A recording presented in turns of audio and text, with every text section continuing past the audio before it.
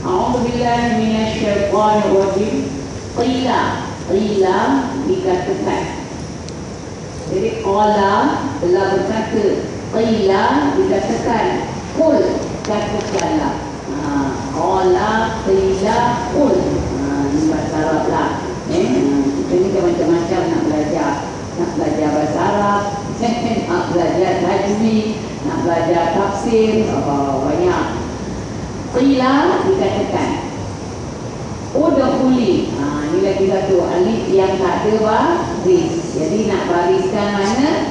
Baris depan. Pasal huruf yang ketiga baris depan. Dia hanya baris atas kalau ada lam. Itu je baris atas. Udkhuli, masuklah. Al-jannah, syurga. Qala, qala. Tadi qila. Qala, dia berkata, ya laita, alangkah baiknya kaumku ya'lamun, mereka mengetahui. Qila dukhulil jannah. Qala ya laita qaumi ya'lamun. Dikatakan kepadanya, masuklah syurga. Dia berkata, alangkah baiknya sekiranya kaumku mengetahui. Kita tengok keterangan. Apabila Habib An-Najjar mati, Allah SWT berfirman kepadanya, masuklah syurga. Apabila dia melihat kenikmatan syurga, dia berkata, alangkah baiknya jika kaumku mengetahui. Sebab Allah SWT mengampunkan dosaku dan masukkan aku ke dalam syurga, sehingga aku dijadikan dari kalangan orang-orang yang dimuliakan. Tidak lain kecuali imanku terhadap Allah dan sebab sabarku atas segala apa yang ditimpakan ke atasku oleh kaumku. Baik, kita baca lagi kata Habib An-Najjar. Bima, dengan apa ghafara telah ampunkan li kepadaku Rabbi, Tuhanku, wa ja'alani, dan telah jadikanku mina, daripada al-mukramin, orang-orang yang dimuliakan.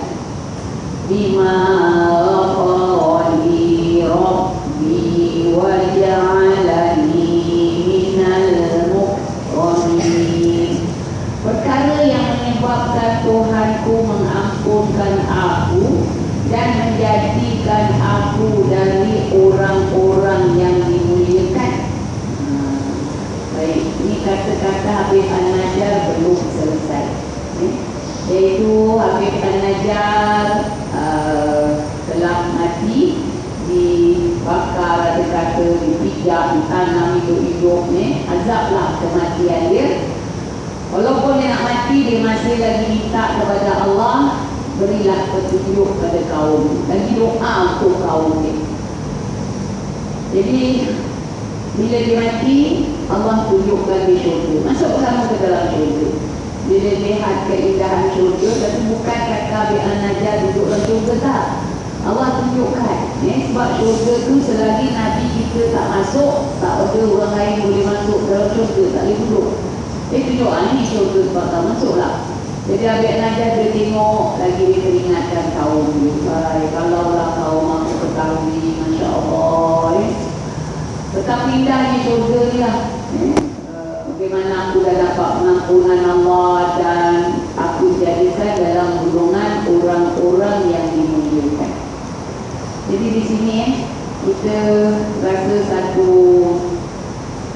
ajaib lah, satu kehaibanan cerita Habib An-Najjar. Kita syukur kepada Allah, bertahun kita baca Yasin, kita tak tahu ada cerita-cerita yang luar biasa, yang sangat ajaib dalam surah Yasin. Masyhur ni lah Habib An-Najjar. Selain dari apa yang kita sudah dengar berkenaan dengan Abu Jahal, yang nampak kata orang mukjizat Rasulullah tu, bila dia nak gontar Nabi dengan batu, tangan dia jam. Kita dah bacakan ayat tu di surah Yasin. Jadi cerita Habib An-Najjar ni, kalau saya kita dah buat kajian.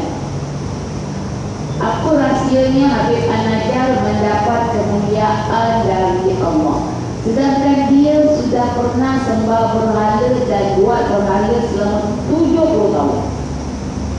Ada tak pelajaran-pelajaran telah lalu kita cerita tentang sifat Habib An-Najjar? Tak ada. Tak ada. Ada.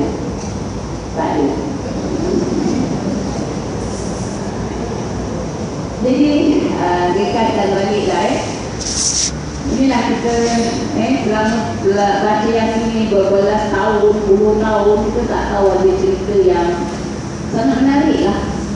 Inilah Habib An-Najjar sebab berhala buat 70 tahun, tapi mendapat kemuliaan Allah ni sampai Allah kata masuk kamu dalam syurga.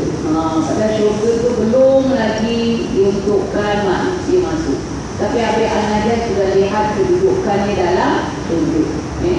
Jadi satu lagi kemuliaan Habib An-Najjar dari ayat 21 surah Yasin sampai ayat 27. Sampai ayat 27 yang kita baca tadi. Ini kata-kata Habib An-Najjar yang Allah abadikan dalam Yasin. Selagi orang baca Yasin, orang baca kata-kata Habib An-Najjar. Begini kemuliaan Habib An-Najjar. Jadi apa rahsia dia? Sedangkan dia sudah sembah berhala 70 tahun. Jawapannya itulah. Ada 3 kita sudah buat kajian. Pertama, keimanan yang ditunjukkan. Keimanan yang dia tunjukkan. Dia tidak takut apa bahaya yang datang untuk menunjukkan keimanan. Iman yang sungguh-sungguh. Dia sabar di atas apa yang dizalimi oleh kaum. Kemudian yang kedua, dia sayangkan kaum. Sayangkan kaum ni. Jadi kita ni kaji untuk kita ni kalau boleh jadikan satu perempuan rumah. Sebenarnya kita ni nak cari idola, apa kata orang, tauladan yang kalau kita boleh contoh lah. Tak boleh contoh 100% apa yang kita boleh mampu contoh. Jadi itulah Habib An-Najjar ni mendapat kemuliaan Allah, dapat keampunan, dia punya kata-kata diabadikan. Sedangkan dia pernah sembah berhala 70 tahun. Bukan sebab berhala saja, buat berhala. Kita dah kaji, selawat juga sudah. Kita untuk sahurai panjang lagi. Hanya kita terangkan ada 3 perangai Habib An-Najjar. Pertama, itulah keimanan yang dia tunjukkan. Keimanan yang ditunjukkan. Hairan apa yang akan dapat dari keimanan dia. Dia sungguh-sungguh iman. Kedua, sayang dia kepada kaum. Jadi kita pun disuruh kasih sayanglah kepada hamba-hamba Allah. Kita boleh dapat rahmat Allah. Yang ketiga, dia berdakwah. Dan bukan tugas itu. Jadi saya rasa saya sudah terangkan. Nabi wafat, tak ada rasul lagi yang diutus. Jadi siapa mesti ambil alih? Kita. Ada tak? Kita mesti ambil alih. Kita mesti berdakwah atau ta'muruna bil ma'ruf wa tanhauna 'anil munkar. Untuk minum dan bilang 3. Ini umat yang baik. Suruh yang baik, larang kepada yang munkar, beriman kepada Allah. Jadi suruh yang baik macam mana? Pada siapa? Bukan pada orang ramai. Pada siapa yang terdekat dengan kita. Suruhlah apa yang diberitahu oleh Allah. Dan kita tengok perkara-perkara maksiat, kita tegal. Itu dia nak buat, tak buat, bukan urusan. Urusan kita, dakwah, sampaikan. Beri nasihat, itu tugas kita. Kalau kita tak jalankan tugas ini, takut besok di akhirat, dia akan dakwa kita. Anak dakwa ibu bapa. Mak bapak saya tak ajar, tak beritahu. Macam ada satu hamba Allah, dia Alhamdulillah lah, dia bersama lelaki dengan lelaki. Dia puaskan nafsu lelaki dengan lelaki. Jadi bila dia ajak pergi pada kaunselor, bapak dia ajak, Dia tanya bapak, dia tanya kaunselor tu salah ke dia buat. Saya tak tahu salah. Bapak saya tak beritahu. InsyaAllah belum akhirat dah tarik bapak. Bapak saya tak beritahu. Yang kali ni salah. Salah tu. Saya tak tahu. Bapak saya tak beritahu. Dah terang-terang. Belum lagi tengok neraka. Untuk neraka lagi. InsyaAllah. Bapak saya tak beritahu. Adik-adik saya tak beritahu. Kawan saya tak beritahu. Kawan pun tertarik. Dia hanya pergi belajar, dia pergi buat ibadat, tapi dia tak pernah melawan. Kita ajak, kita nasihat, itu dia nak dengar, tak nak dengar, itu urusan. Urusan kita dakwah, urusan kita sampaikan. Jangan sampai besok kita didakwa di akhirat. Jadi itulah keadaan Habib An-Najjar mendapat kemuliaan Allah dan mendapat pengampunan dari Allah. Dan ayat 28, wama dan tidak anzalna kami telah turunkan ala atas kaumi kaumnya min daripada ba'di selepasnya min daripada jundin tentera min daripada as-sama langit wama dan tidak kunna adalah kami munzili orang-orang yang diturunkan, orang-orang yang turunkan. Wama anzalna ala qaumihi min ba'dihi min jundin minas samai wama kunna munzilin. Dan kami tidak turunkan bala tentera dari langit ke atas kaumnya selepas kematiannya, dan kami tidak perlu menurunkan. Jadi Allah beritahu sesudah Habib An-Najjar meninggal dunia, Allah tidak turunkan tentera dari langit. Sebab Habib An-Najjar bukan rasul, bukan nabi. Dia kalau nabi atau rasul ditentang, nanti turun dari langit, turun malaikat hapuskan. Kalau rasul dan nabi itu ditentang. Jadi kalau orang biasa, itulah Allah akan turunkan satu bencana yang mengganapkan, menghabiskan orang-orang yang dermati. Jadi itulah Allah beritahu, Allah tidak turunkan malaikat, tapi Allah turunkan satu azab. Kita baca ayat selanjutnya. Ayat 29, jika. Ini sebenarnya jika, tapi di sini tafsirannya tidaklah. Kanat adalah dia, ila kecuali suaihatan pekikan, wahidatan satu, fa'iza maka tiba-tiba hum mereka khamidun orang-orang yang dipadamkan. In kanat illa sayhatan wahidatan fa'iza hum khamidun. Tidaklah siksaan atas mereka melainkan satu pekikan sahaja, maka tiba-tiba mereka semuanya mati.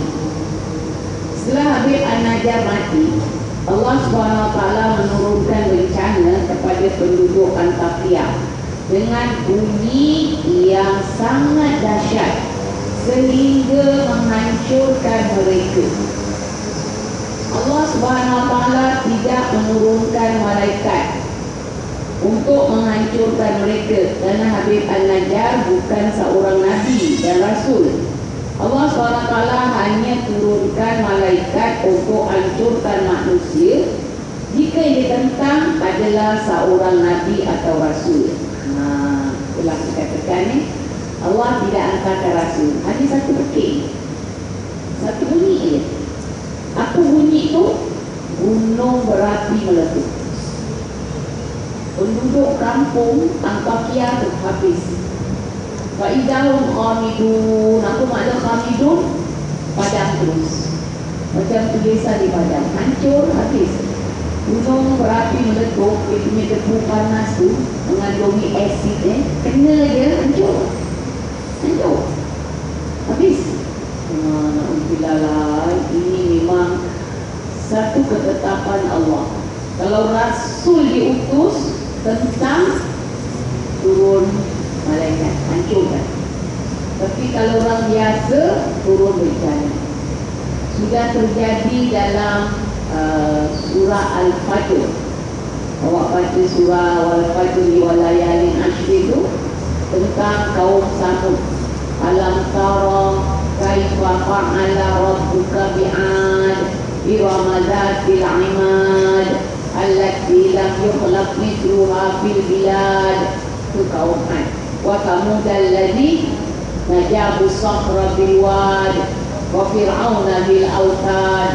Dalam surah Fajr itu ceritakan 3 kaum yang hebat. Tapi Allah kata kaum Ad tu tidak ada yang boleh menyaingi kekuatan kaum Ad. Dia buat tiang yang panjang-panjang, tinggi dengan tangan je. Apa boleh buat? Tak ada cara bandingan.